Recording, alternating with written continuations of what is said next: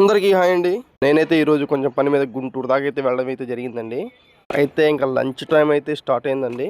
గుంటూరు సుబాని హోటల్కి అయితే వెళ్ళిపోయామండి. ఇంకా ఆలస్యం చేయకుండా అక్కడైతే 3 కిచిడి అయితే ఆర్డర్ చేసాము. కిచిడి అయితే పొగలు కక్కిపోతుందండి. అదేవిధంగా చికెన్ ఫ్రై అయితే ఆర్డర్ చేసాము. మొక్క చూస్తేనే నోరు ఊరిపోతుంది కదండి. ఇంకా టేస్ట్ చేసేద్దాం రండి. ఫస్ట్ ముద్దలోనే ఆ చికెన్ ఫ్రైని కలుపుకొని తింటే ఉందండి నా సామి రంగా. టేస్ట్ అయితే అల్లాడిచ్చేసింది. నెక్స్ట్ గోంగూర టేస్ట్ అయితే తింటే సుబానీ హోటల్లో గోంగూరతోనే కిచిడి తినాలి అనేంత టేస్ట్ అయితే ఉందండి. అల్లాడిచ్చేసిన టేస్ట్ గోంగూర అయితే అబ్బా అబ్బా అబ్బా.